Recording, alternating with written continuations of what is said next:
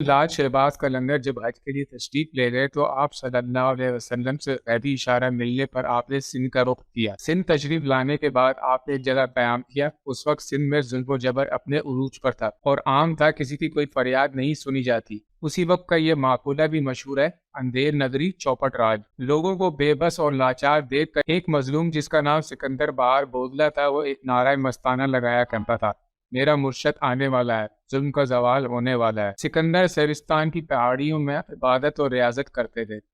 ایک رات سکندر بودلہ نے خواب میں آواز غیبی سنی کہ ایک مرد قلندر آنے والا ہے جو ظلم کو نور میں تبدیل کر دے گا۔ پھر اکثر ان بزرگ کی زبان پر یہ رہتا تھا کہ میرا مرشد سائی آ رہا ہے۔ اس نعرے کو سن کر شہر کے لوگوں کے دلوں سے دعا اٹھتی کہ خدا کرے ہمارا خیر خواہ جلد آئے اور ہمیں راجا کے ظلم سے بچائے۔ بودلہ کی آواز میں ایسی کڑک تھی کہ راجا کے قلعے کی دیوار کو چیرتی ہوئی اندر آ جاتی تھی۔ رات کے اندھیرے اور سناٹے میں یہ پرسوز آواز اہل قلعہ کی نیندیں اڑا دیتی تھی۔ شروع میں تو راجا نے اور قلعے کے لوگوں نے اس آواز کو نظر انداز کر دیا تھا، لیکن جب نعروں میں شدت آ گئی تو وہ بھی بوکھلا اٹھے۔ ان زوردار نعروں نے نہ جانے کیوں راجا کو خوفزدہ کر دیا تھا۔ پھر آخر راجا کے سپاہی گئے اور اس کو گرفتار کر کے راجا کے پاس لے آئے۔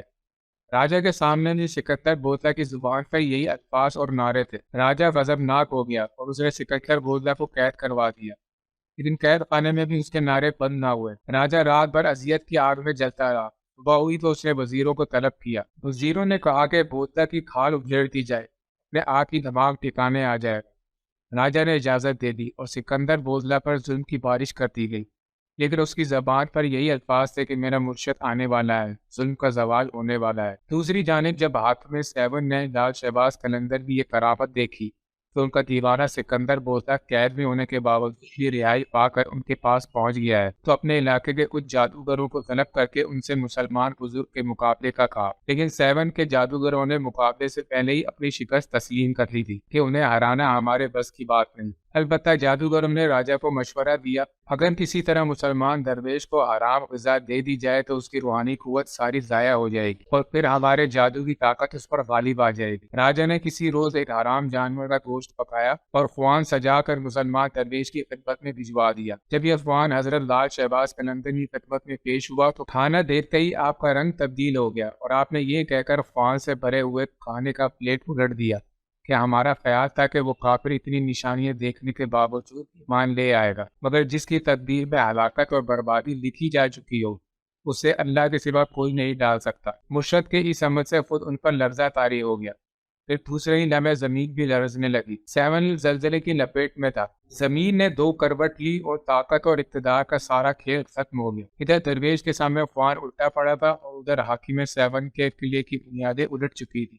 جبکہ ایک روایت جو عام طور پر لوگوں کی زبان پر ہوتی ہے کہ ایک مجذوب حضرت لال شہباز قلندر رحمۃ اللہ علیہ کا دیوانہ تھا اور اس کو ساری دنیا میں حضرت لال شہباز قلندر سے زیادہ کوئی عزیز نہیں تھا۔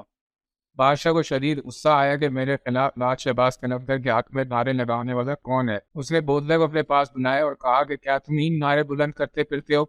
راجا چوپٹ کو اس مجذوب نے جواب دیا، ہاں میں ہی نعرے لگاتا ہوں۔ یہ کہہ کر مجذوب شخص نے دوبارہ دیوانہ وار نعرے لگانے شروع کر دیے۔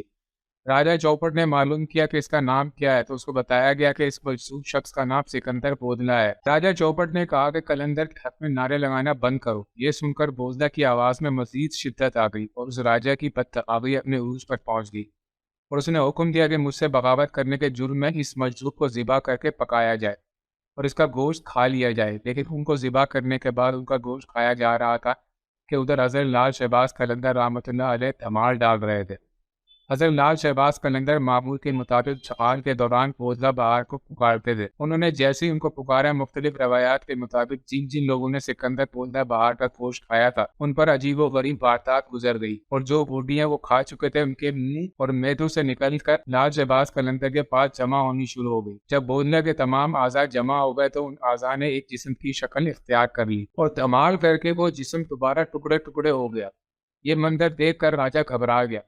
حضرت لال شہباز قلندر نے راجا سے کہا، تو نے میرے مرید کو شہید کر دیا، تو نے ایسا کیوں کیا؟ راجا نے گھبراتے ہوئے جھوٹ بولا کہ اس مجذوب کو اس لیے قتل کروایا گیا کیونکہ میرے قلعے کی دیوار میں ایک کھڑکی ہے جہاں اکثر میری بیٹی بیٹھا کرتی تھی اور بالوں کو سنوارتی تھی۔ اس کے بالکل سامنے یہ مجذوب رہتا تھا اور وہ میری بیٹی کا عاشق ہو گیا تھا۔ مجھے علم ہوا تو میں نے رسوائی سے بچنے کے لیے اس کا قتل کروا دیا۔ حضرت لال شہباز قلندر نے راجہ کو بتلایا، اس کا نتیجہ راجہ کو بھگتنا پڑے گا، مگر راجہ الٹا لال شہباز قلندر کو دھمکاتے ہوئے محل کی جانب لوٹ گیا۔ پھر حضرت لال شہباز قلندر اپنے مرید کی یاد میں بے تحاشا روئے اور راجہ چوپٹ کو بددعا دی۔ ادھر بددعا ہو رہی تھی کہ وہاں راجہ کا قلعہ الٹ گیا۔